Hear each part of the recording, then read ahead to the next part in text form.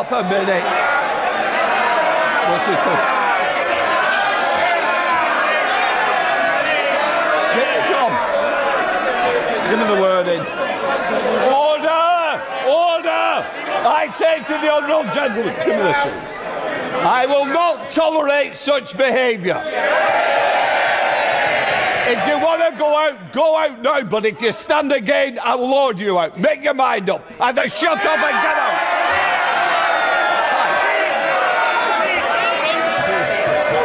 Here's the rewritten script in a confident journalistic tone. What went so wrong? Why did his own supporters turn on him so quickly? Keir Starmer walked into that room expecting loyalty. He's the leader of the Labour Party. These were his people, his base, the ones who put him there. He should have been walking into a warm room. Instead, he walked into a wall. No applause, no energy, just silence, folded arms, and eyes that had already made up their minds.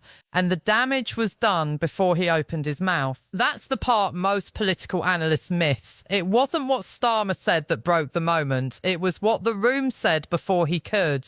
Body language doesn't lie. Crossed arms, averted eyes, quiet side conversations. These aren't minor details, they're verdicts. And when a leader walks into a room full of his own supporters and can't feel them with him, that's not a bad day. That's a warning sign. Because political capital doesn't disappear slowly. It collapses. One room like that becomes a pattern. A pattern becomes a story.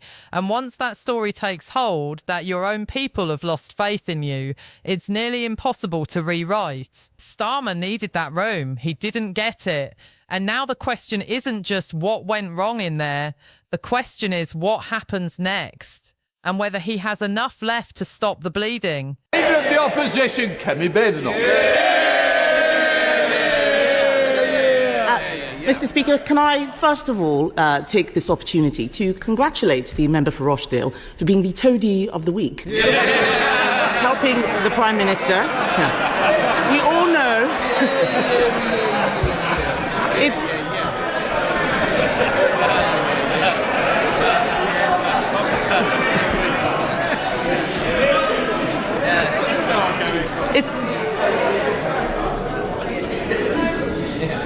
There's a lot of people wanting to catch my eye today. There is some free hits on this side. I won't waste your opportunity.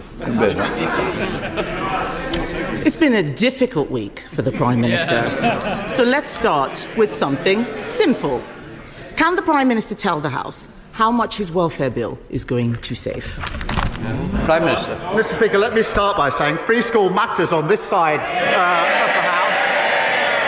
the House. Mr. Speaker, in relation to welfare, what we delivered last night was a bill which ends mandatory reassessment of those with severe disabilities. That is the right thing to do. It rebalances universal credit. That is long overdue, and it sets out a pathway to reform of PIP. Mr. Speaker, it's consistent with the principles I set out throughout. If you can work, you should work.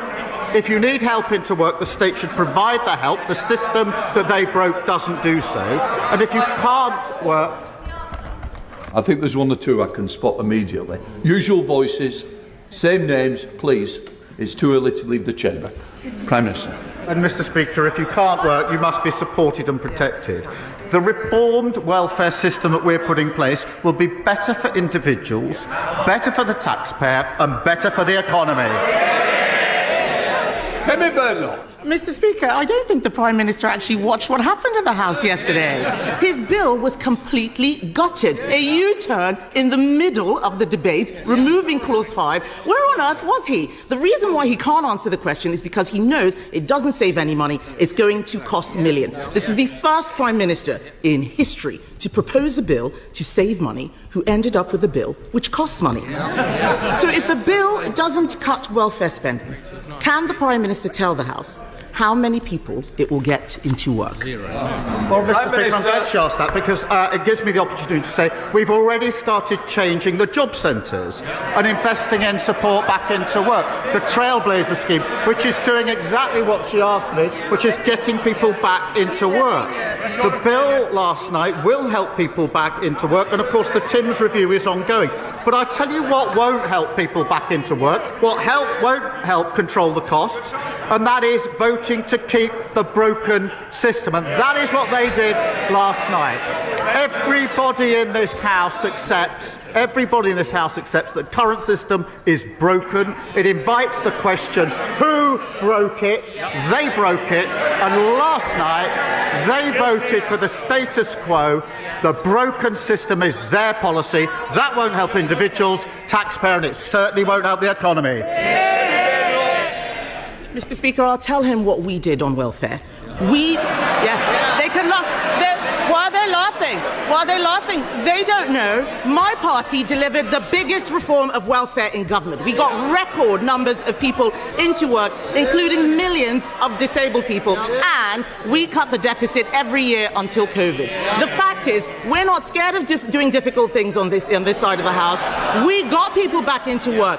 What he forgets is that since the election, since he became Prime Minister, an additional 1,000 people a day are signing on to incapacity benefits. That is 50% more than under us. 50% more than under us. And Mr. Speaker, astonishingly, because of the mess they made yesterday, because there are no more savings, sickness benefits alone are set to rise to £100 billion on his watch. He cannot reduce that now. Mr McKee, I think we've had a run-in before. I certainly don't want any more. Seriously. You're obviously not getting your timing right because I can hear your voice every time. I'll start again, Mr. Speaker. Start again.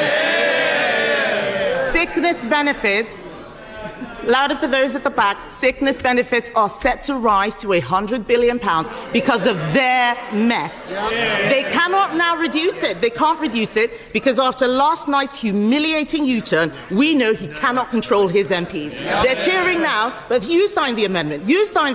Over 100 people signed that reasoned amendment until the bill was completely gutted. He said that he would take the difficult decisions, but isn't the reality that he is too weak to get anything done? Mr. Speaker, I'll tell them what they did to the welfare system. They broke it. And it's the same as the NHS. What did they do? They broke it. Same as the economy. What did they do? They broke it. They broke everything that they touched. And now she describes the broken system that we are trying to fix. What did she do? She voted against fixing the system that they broke. And I'll tell you, Mr. Speaker, and spell that out, they voted last night for the system that is keeping 1 million young people not learning or earning. That is a disgrace of their system. They voted for a system where we have 3 million people out of work on ill health, and they voted for that system. We're fixing it. We're clearing up the mess that they left, just like we're clearing up the NHS and the economy. He's got some brass neck. Has he read the papers this morning? That bill will achieve nothing. It is a pointless waste of time and is absolute proof that he doesn't have a plan. Let me tell the House what's going to happen. In November, the Chancellor is going to put up our taxes to pay for his incompetence. We on this side of the House know that you can't tax your way to growth. But people out there are frightened. Yes. These are the same people who cheered when they talked about the NI rise and the jobs tax. Why are they complaining now? People out there are frightened. Can he, Mr. Speaker, reassure them by ruling out tax rises in the autumn budget? Prime Minister. Mr. Speaker, she knows that no Prime Minister or Chancellor ever stands at the dispatch box and writes budgets in the future. That isn't what they did, it isn't what we did. And she knows it. But she talks about growth. For 14 years, we had stagnation, and that is what caused the problems. And I'm really pleased, Mr. Speaker, to show the progress that we're making. I can update the House. Last week, Amazon put in £40 billion of investment into this country, one of the biggest investments of its time. That brought the inward investment to £120 billion in the first year of this Labour government. Mr. Speaker, I can also tell the House that business confidence is the highest for 9 years. That's longer than the whole time that the leading opposition's been in Parliament. And the figures this week demonstrated and showed we had the fastest growth in the G7 in the first quarter of this year. What a difference to the mess they left. That's the difference a Labour government made. Mr. Speaker, he talks about jobs. Unemployment has risen every month since Labour took office. Has he spoken to Nissan, by the way, and looked at what's happening there? This man has forgotten that his welfare bill was there to plug a black hole created by the Chancellor. Instead, they're creating new ones. She looks... Mr. Speaker, she's pointing at me. She looks absolutely miserable. Labour MPs, yeah, she looks absolutely miserable. Labour MPs, they can point as much as they like. The fact is, Labour MPs are going on the record saying that the Chancellor is toast, and the reality is that she is a human shield for his incompetence. In January, he said that she would be in post till the next election. Will she really? Prime Minister. She certainly won't. Mr. Speaker, I have to say I'm always cheered up when she asks me questions or responds to a statement, because she always makes a complete mess of it and shows just how unserious and irrelevant they are. But she talks about the black hole. They left a £22 billion black hole in our economy, and we're clearing it up. And I'm really proud, Mr. Speaker, that in the first year of a Labour government we got free school meals, breakfast clubs, childcare, got £15 billion invested in transport in the North and the Midlands. We're cutting regulation, planning and infrastructure is pounding forward, building 1.5 million homes, the biggest investment in social and affordable housing. And of course, Mr. Speaker, the 3 trade deals. Remember the ones that they couldn't get, including the US trade deal. On Monday, those tariffs came down. That secured the jobs at JLR. That's who we care about on this side of the House. How awful for the Chancellor that he couldn't confirm that she would stay in place. He talks about this year in office. This week marks the first anniversary of Labour coming into office. And let's have it. Yes. The whips can't get them in the lobbies, but they can get them to cheer at the right time. Yeah. The fact is, his own MPs are saying this government is, and I quote, incoherent and shambolic. That's Liverpool Wavertree that said that. I could go on and on. But the fact is, it's been mistake after mistake after mistake. There is no plan to get people into work. There is no plan to cut the welfare budget. There is no strategy. There is just a series of humiliating U-turns like winter fuel, like grooming gangs. Mr. Speaker, what's really shocking is that every other party in this House voted for even more welfare spending yesterday. Yes, those MPs behind him and the Lib Dems and Reform. The Conservative Party believes that this country needs to live within its means.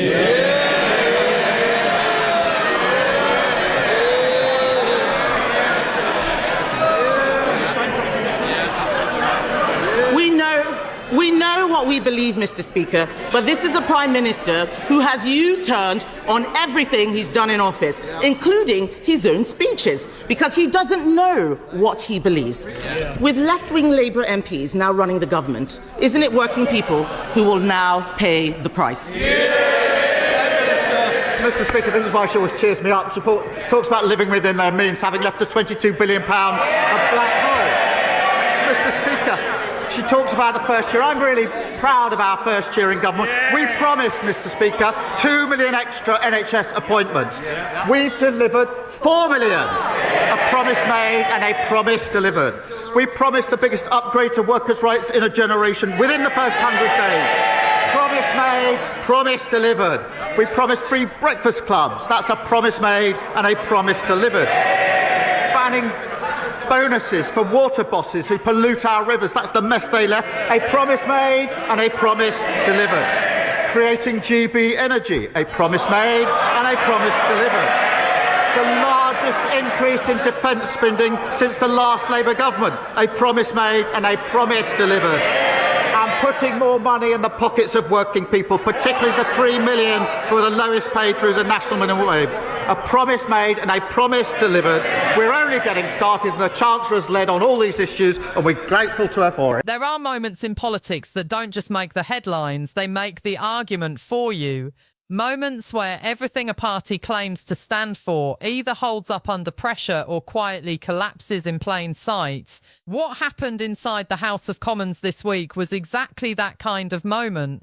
And if you weren't watching, you missed something that will define the political conversation for months to come. Because here's the thing about Prime Minister's questions. It's not always the loudest exchange that cuts deepest. It's rarely the theatrical yelling or the carefully rehearsed one-liners that land with any real force. The exchanges that truly matter, the ones that journalists replay and voters actually remember, are the ones where a simple question is asked and a simple answer never arrives. That's what happened this week. That's what we're going to walk through today. And by the time we're done, you'll understand not just what was said, but what it all means for where this government is actually headed. The setup, a bill that was supposed to fix something. Let's begin with the context, because without it, none of what followed makes sense. The government had put forward a welfare reform bill, and the core argument behind it was straightforward enough.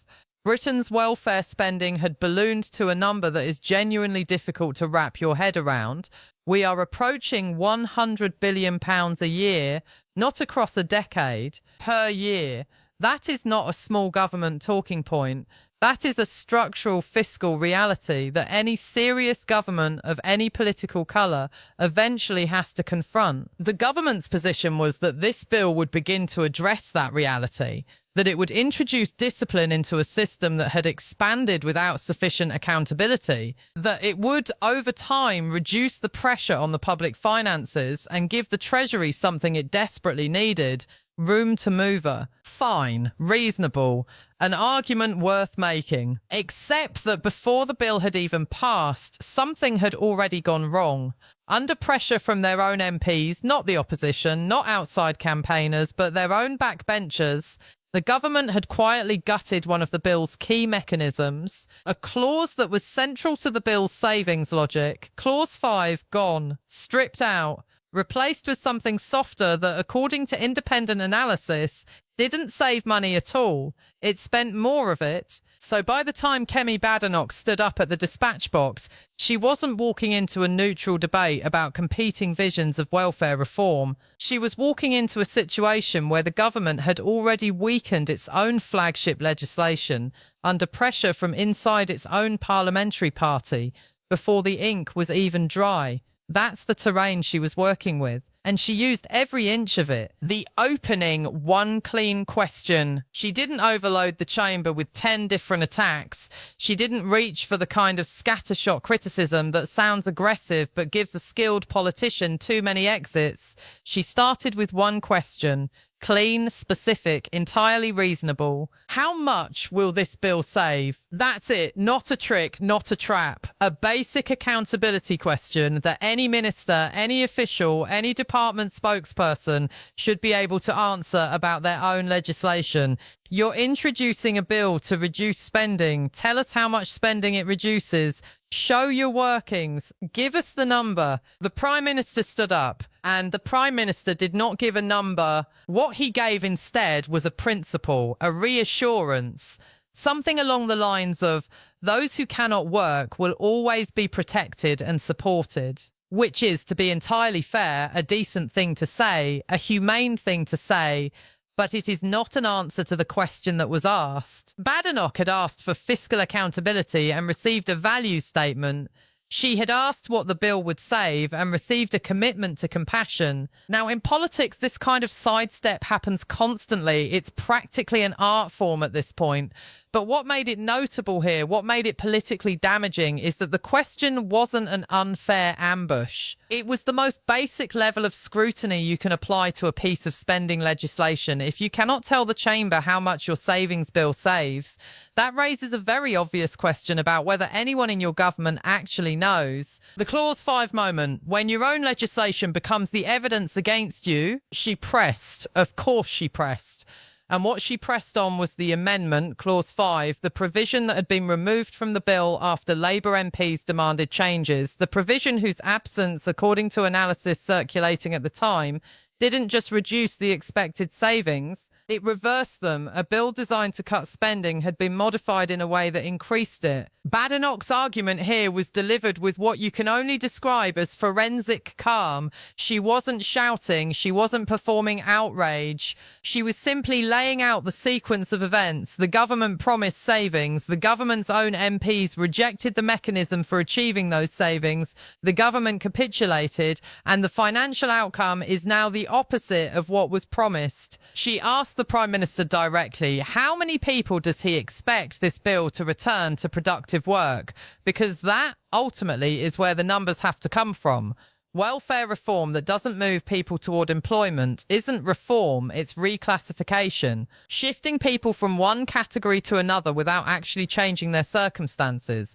And if the bill was supposed to improve employment outcomes, how many people specifically would benefit? Again, no figure materialised. The Prime Minister spoke about systems, about processes, about the complexity of the challenge, all of which may be true and none of which answered the question she had asked about outcomes. He offered architecture, and here's why that matters. When you're spending approaching £100 billion a year on welfare support, and your reform bill cannot tell you how much it saves or how many people it helps back to work, you are not reforming the system, you are repackaging it, giving it a new name and hoping that sounds like progress. Badenoch made exactly that argument, and she reinforced it with something politicians rarely do in that chamber. She put alternatives on the table, not just criticism of what was wrong, but a competing framework, targeted reforms, smarter incentive structures, changes to the system's architecture that would actually generate the outcomes the government claimed to want. She was saying, in effect, we have thought about this, you have not. And here is the evidence. The 100 billion anchor, there is a number that has an almost physical weight to it in this debate. 100 billion pounds. That is roughly what the welfare bill is approaching annually. And it is the kind of number that, once you hear it in the context of what this government has done this week, doesn't leave you, because Badenoch used it as an anchor. Every time the Prime Minister offered a general defence of the bill, she brought it back to that number. You have a spending problem approaching £100 billion. You introduced a bill to address it. You then weakened that bill. So now you have the same spending problem. Except now it has the implicit endorsement of a piece of legislation that was supposed to fix it. She turned to face the Labour benches directly at one point, and this was one of the more memorable moments of the exchange. She acknowledged that many of those MPs genuinely believed they were protecting vulnerable people when they pushed for the amendment. She didn't question their motives. She questioned the consequence, because voting to strip out Clause 5 might feel like protecting people in the short term. In the medium term, it creates precisely the conditions for a fiscal crisis that forces much harsher decisions later. That is the paradox of poorly managed compassion in government. Good intentions without fiscal discipline don't protect people. They delay the reckoning and make it worse when it finally arrives. And she said something that landed hard in that room. You signed the amendment. You can cheer if you want, but you've just voted for a future where taxes go up, services get cut, and the very people you claim to protect are the ones who suffer most. The blame shift, a move that didn't hold. Starmer's response to all of this followed a pattern that has become familiar from this government. When the present is uncomfortable, return to the past, point upstream, remind everyone where things started. He raised the NHS, he raised the state of the economy as inherited, he referenced structural problems that predated his government, all of which is in some sense relevant context. No government starts from a blank page. Every administration inherits conditions it didn't create. But here's where that defence falls apart in this specific exchange. Nobody was asking him to solve problems he inherited in one bill. They were asking him to explain the internal logic of a piece of legislation his government chose to introduce. The bill is his, the amendment is his colleagues'. The decision to accept that amendment is his government's. The previous government's track record doesn't explain why this bill now costs more than it was supposed to save. Badenoch didn't take the bait. She let him speak. And then she walked straight past the historical argument and back to the present tense.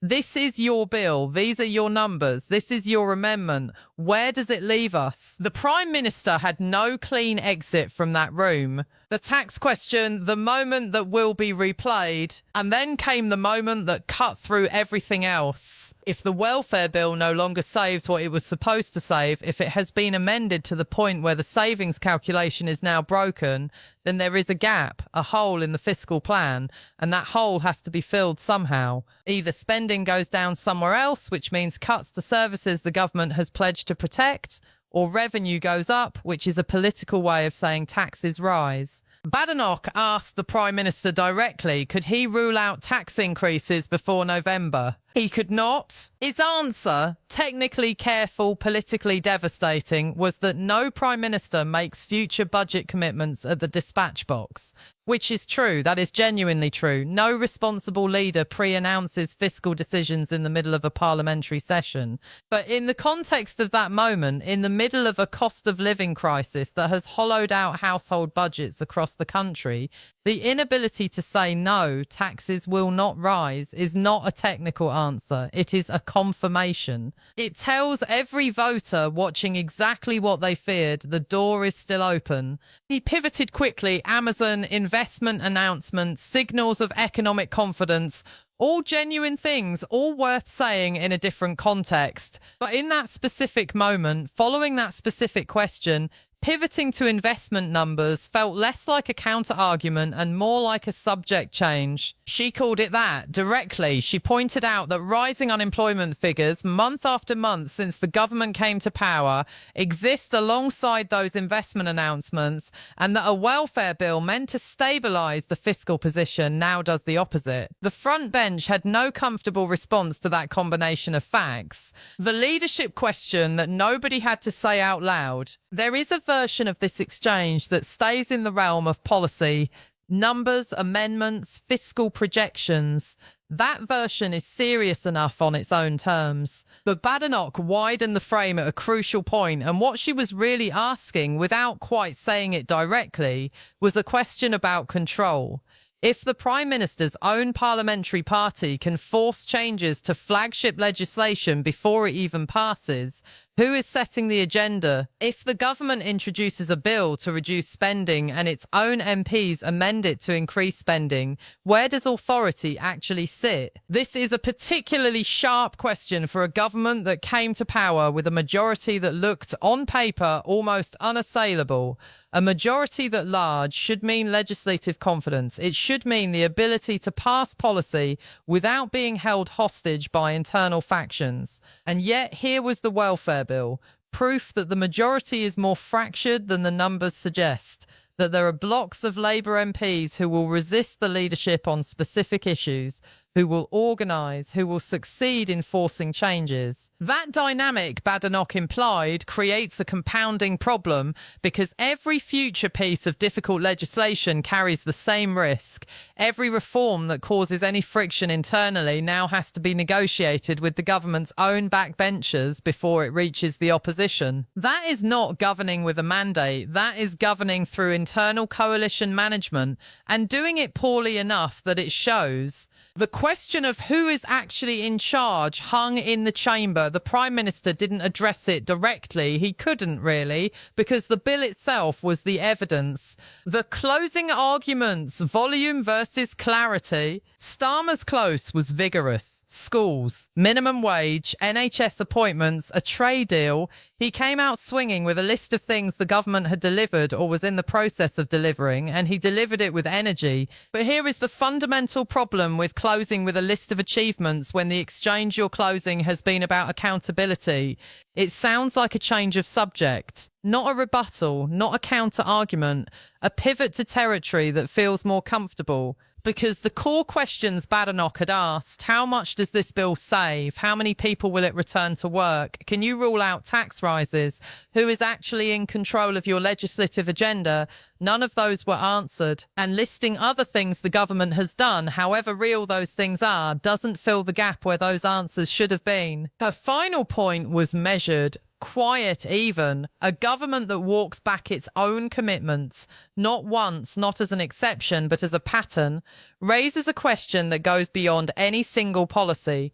It raises a question about what the commitments are worth. If a welfare reform bill can be softened into something that costs more than it saves because internal pressure made that easier, what does that tell you about the next difficult decision this government faces, about the next time the economic reality demands something unpopular? Will the government hold the line, or will it find a reason to move it? That's the question she left the chamber with. And it's not a comfortable one. What this exchange actually revealed. Step back from the specifics, the clauses, the figures, the back and forth, and look at what this exchange revealed about the state of British politics right now. Badenoch arrived with a structure, a sequence of arguments that built on each other. She had clearly read the bill. She had clearly read the analysis. She knew the number she wanted. She knew the number the government couldn't give her, and she knew exactly why that gap mattered. She was not performing opposition, she was practicing it. And there is a real difference. Starmer arrived with a set of responses that were clearly designed for a different version of the exchange. He had the defence of compassion ready. He had the blame shift to the previous government ready. He had the investment announcements ready. What he did not have ready was an answer to the specific, technical, entirely predictable question of what his welfare bill would save. And in that gap between the preparation required and the preparation visible, the exchange was decided. This matters beyond the parliamentary theatre of it, because what Badenoch demonstrated in a chamber that has not always been kind to her is that the opposition can do the work, can come prepared, can ask questions that don't have comfortable answers and refuse to accept the comfortable non-answers that follow. And what the Prime Minister demonstrated, not through incompetence, but through the structural problem his government now faces, is that the majority is not the mandate it appeared to be, that the internal pressures are real, that they are already shaping legislation, and that they are doing so in ways that undermine the government's stated economic goals. The bigger picture, what comes next? Here's where this lands for voters watching from outside Westminster. If the welfare bill passes in its amended form, softer than intended, more expensive than projected, then the fiscal gap it was supposed to close remains open. That gap doesn't disappear because a bill passed. It sits there in the Treasury's calculations and it grows. And at some point, something has to give. Either the government finds cuts elsewhere, in departments already stretched, in services already under pressure, or it raises revenue. And raising revenue at this stage of an economic cycle, in the context of everything households are already managing, has a very specific and very unwelcome name. The Prime Minister couldn't rule that out, and he couldn't rule it out because the internal mathematics of what his government just did doesn't allow him to. That is the consequence of losing control of your own legislation. It is not just a political embarrassment, it is a fiscal constraint. It narrows your options, it limits your room, and it does so in a way that is now publicly visible because it happened at the dispatch box under questioning on the record. The conclusion, what accountability actually looks like. There will be those who say this is just PMQs, theatre, performance, a weekly ritual that changes nothing and means less. And it's true that individual exchanges rarely shift the trajectory of a government. One bad session doesn't topple a majority. But this exchange matters because of what it documented, not what it created, what it revealed.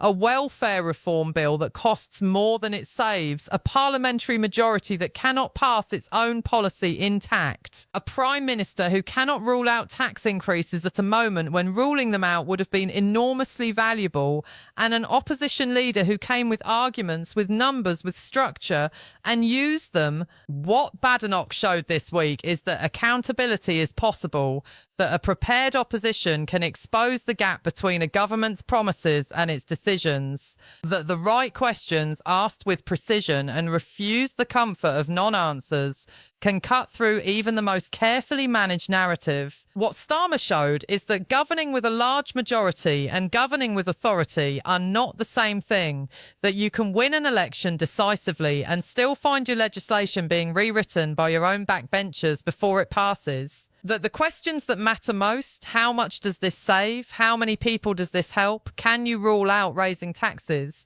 Don't disappear just because you answer them with something else. The chamber heard all of it. The voters will draw their own conclusions. And the next time this government faces a difficult piece of legislation, this exchange will be somewhere in the room with them. Because that is what moments like this do. They don't end arguments, they start them. And this one is just getting going.